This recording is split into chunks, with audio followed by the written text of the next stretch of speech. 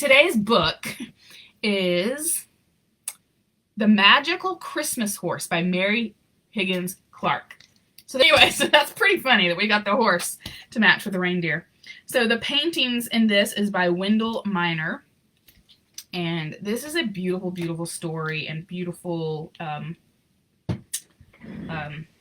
paintings. I think the illustrations were actual paintings. So let's get cozy and read a story. Here's the end papers. Oh, got a snowy one. If you're in the group, you know I've been asking hot Christmas or hot Christmas or white Christmas. I think that's what I was saying. Here's the title page. So this book is, this book has hot Christmas and white Christmas. You'll see in a minute. Forgot about that. All right. Maybe it won't. I'll try to. There we go. The family was going to the farm for Christmas. It seemed to 8-year-old Johnny Alvern that as far back as he could remember, all he ever really wanted to do was return to the house where his father had been born. Johnny and his parents and little brother Liam lived in Scottsdale, Arizona.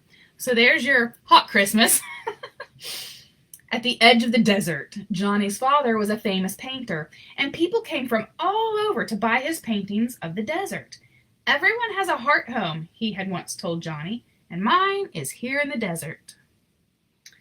But the pictures Johnny loved best were the ones his father had painted years ago of the big stone house where he had grown up.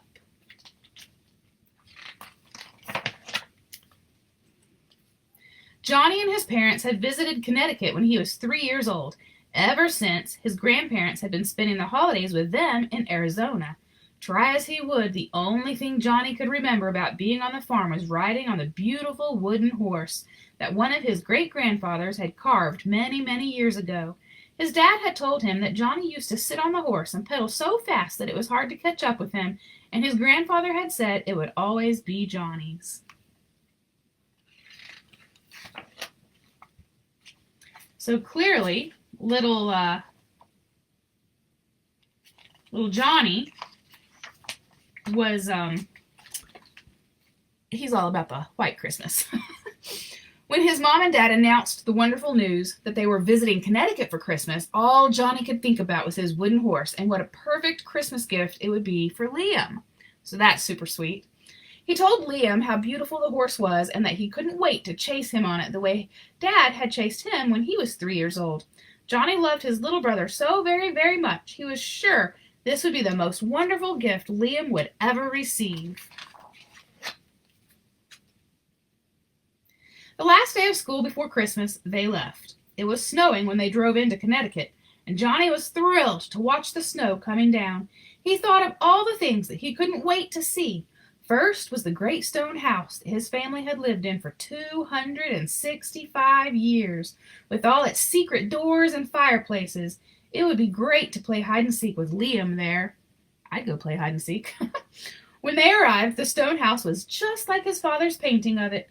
Johnny stood and looked at it for a long time, even after the others went inside. Then, when he did go inside, he ran through all the twisting, curving hallways, trying to see if he could remember any of them.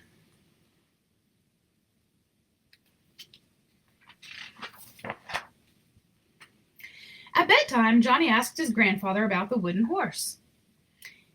"Is it in the attic?" he asked. And then he shared a secret with his grandfather. He had told Liam about the wooden horse and promised it would be his Christmas gift to him. His grandfather's voice softened. "Johnny," he said, "last year we lent a lot of antiques to be shown at a historical program 2 towns away. Something happened. The wooden horse was never returned. But I'm sure we can find Liam something at the toy store for you to give him instead."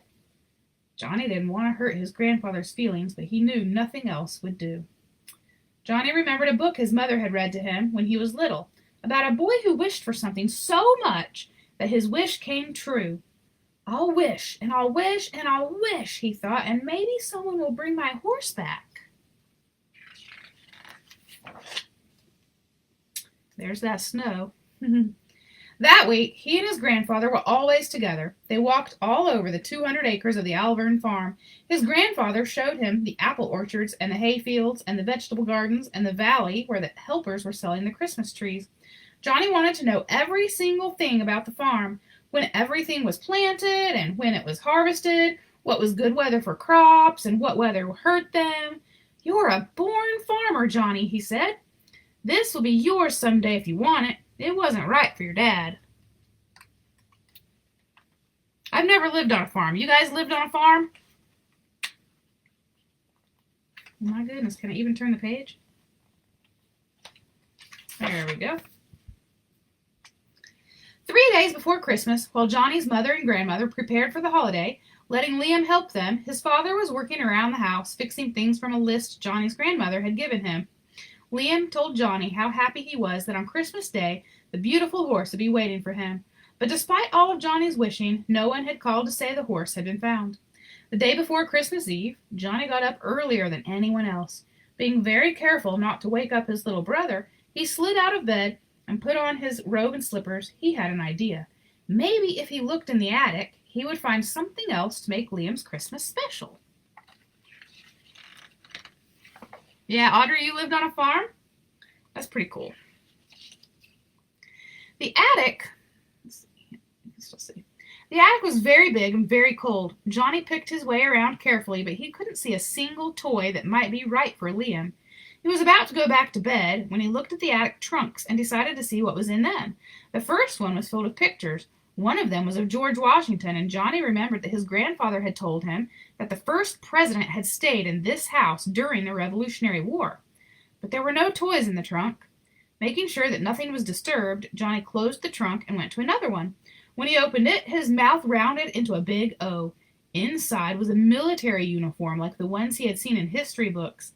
He remembered that his grandfather's grandfather had been a military hero. This must have been his uniform. He must have been like, wow. As Johnny pulled the uniform up, his hands touched something else. Something that couldn't be a uniform because it felt like it was made of wood. Carefully, he lifted up the heavy uniform and in the dim light looked down. Underneath the uniform was the wonderful horse that they thought was lost. Johnny ran his hand over it, so happy to see it, so happy that on Christmas Day, Liam would be able to sit on it, and Johnny would be able to chase him. When he got a good look at the wooden horse, he was filled with disappointment. It wasn't the same horse that he remembered. The neck and 3 legs were broken, and the wheels were either missing or broken. The wood was cracked all over. So here's a close-up picture. Yeah, I would be super disappointed too. He was expecting it to be perfectly in perfect shape. At breakfast, Johnny's dad and grandfather could see that Johnny was very quiet. They asked him why. He told them what he had found and how disappointed Liam would be. "I have to break my promise," he said. "He can't ride on that horse now."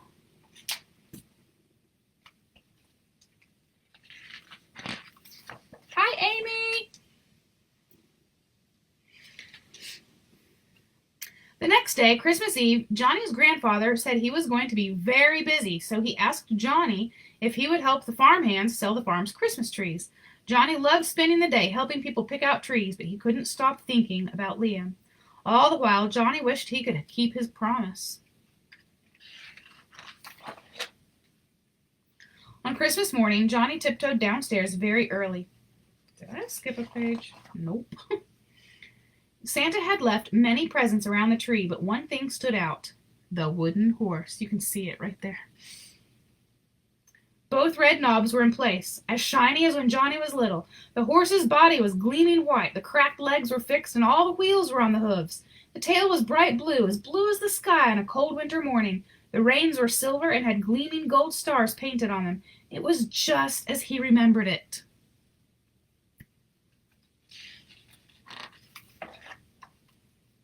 "Grandpa and I didn't want to let you down, Johnny," his dad said, smiling. "Grandpa made new legs and wheels for your horse, and new pegs so Liam can steer it, and I painted it. Liam will love it," Johnny whispered. "It's a magical horse." "And we made something for you," his grandfather said. "We hope you think it's magical, too." It was a beautiful wooden Christmas ornament. The stone farmhouse was painted on it, and so were the fields and the woods and the barn. They were all covered with snow, just the way they were that Christmas morning. So here's a close-up picture of the ornament.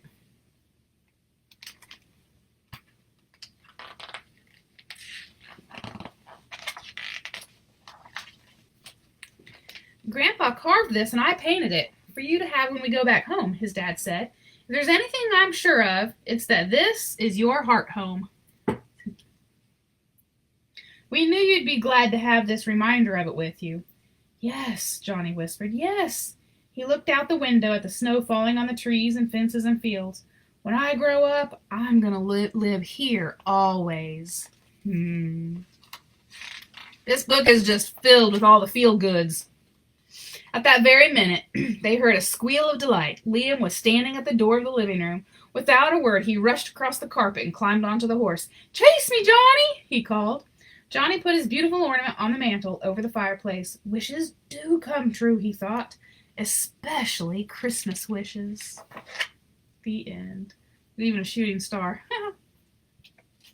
So, that is our story, The Magical Christmas Horse. All right, so thank you for joining us tonight for our Christmas in July event. And, yeah, we'll see you again tomorrow. Have a good night. Bye.